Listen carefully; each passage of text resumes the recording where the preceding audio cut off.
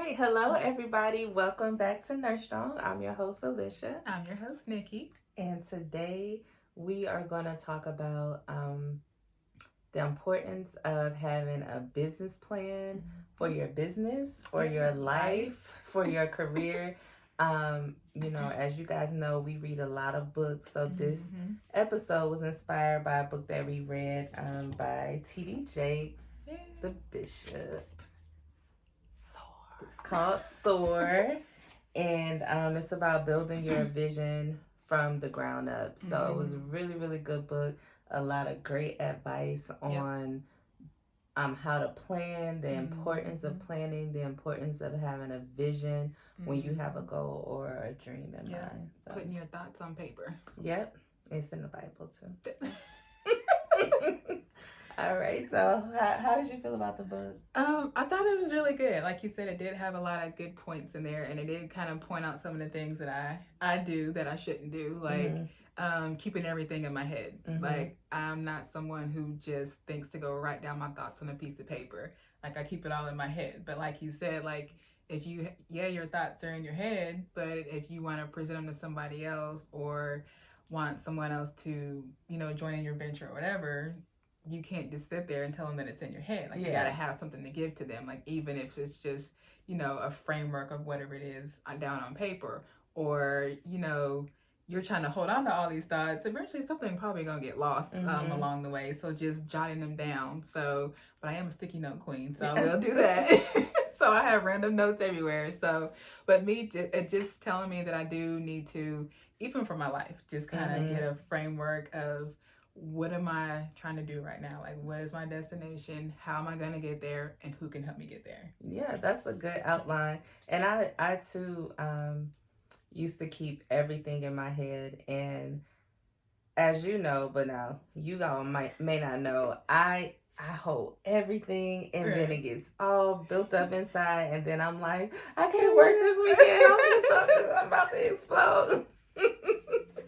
So I too have started using my tools, whether it's putting stuff on the calendar. I have used a planner. I'm so proud of myself. I love my planner. What month is it? September. I've never kept up with my planner a whole year, but it's become very important. And then after reading this book, we did a business plan, and then I also did one for my personal life, things that I wanted to achieve personally, and my financial goals and even career goals. I wrote it out, and it's very good to go back and look at it. You can measure how far you've gone, what part you need to work on, some things you need to change or tweak. So I love the book too.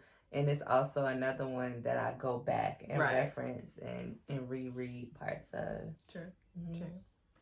So some of the things that he did say in there, like for the framework of your business plan, you definitely want to have like the who. Who's your target? What audience are you trying to reach? The what is your business going to be? What is it? Are you trying to build something? Is it a concept? Is it a service? You got to identify.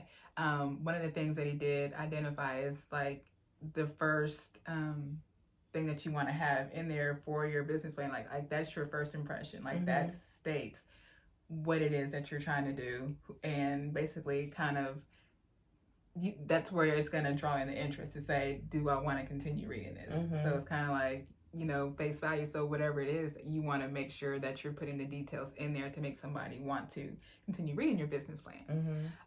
Or what's next? The where, like where are you going to do it at? Like, you're going to do it from home, you're going to do it from, from the online. Like, there's so many different areas that you can do it. Why? Like, why should people buy your stuff? Like, what makes you stand out? How are you different? What's unique about your product or business that probably 10 other people are already doing? Like, why should they buy that from you? And the how are you going to get funding? How are you going to operate?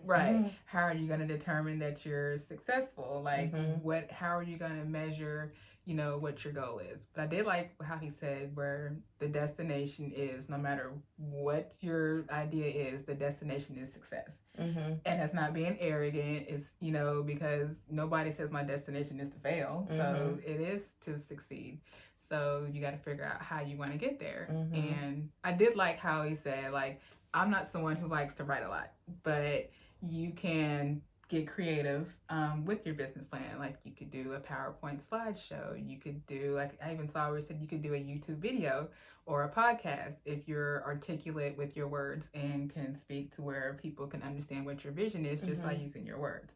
And you can have just your outline of your plan like on a piece of paper to be able to hand out. So there's so many different ways that you can do a business plan. Like, there's just not one clear-cut way. Kind of like a lot of things that we say, you got to find what works for you and personalize it. Right. So. It helped me a lot because I always know where I want to end up. I always, I say, this is what I want. This is the destination. My issue is the steps in between. I'm here and this is where I want to be. And it's the in between that usually gets me discouraged or frustrated or stressed out. And so writing that plan allows you to kind of see it, writing even a vision board or, a business plan, just writing it out allows you to start working on those steps in between. Right. And the more you knock those steps out, the closer you get to whatever success is for your plan. Another thing on that same note is he said that the business plan, he said preparation facilitates liberation. Yes. And one of my ultimate goals is to be financially free, to just be free. I want to do what I want to do. So preparation, preparing for that, putting that in the atmosphere, planning that, making all of your actions be towards that goal is what's going to help you get there. And he also said that the business plan is the foundation for you to not be stressed out about your process. Right. Because sometimes there's going to be unexpected things that come up that you don't know, but if you kind of have a plan, those are things he also mentioned that you consider. Yep. What are going to be your storms? Right. What are the storms that could happen? Could nobody like it? Could your customer base not grow in the time you thought? Right. Could the economy affect your product? Could those are things that you think about in your business plan. And so when you are stressed, I remember him saying that stress was not having that structural support for the extra weight that you're carrying. Right. So when you plan for the extra weight or even the extra success, because your business growing too fast or being too successful too fast can also be very stressful. So you should also have a plan like, hey, if we trying to sell this stuff and what if we blow up and somebody orders a shipment of 100 pieces? Can we really ship that out in a few days? Are we equipped to do that? So at least with that business plan, we have, some of those things in mind, and you kind of start thinking about how to address certain things. So I loved it. I think having a business plan, a life plan, a career plan, and of course you can't determine all of your outcomes, but a business plan to me is a good start. Yep. It's like a little roadmap. Yeah, and sometimes you detour or you go on, things don't turn out the way you thought, but I think having some type of plan is better than to just go blindly. Winging it. Yeah. So I love the book. Yep. Definitely a must read. So if you read it, comment below. Let us know what you think, or if you've done business plans, what's worked for you. Leave some tips for others to read as well. So.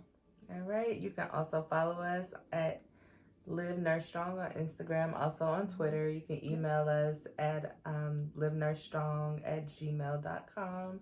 We would love to hear from you. Thank you. Bye.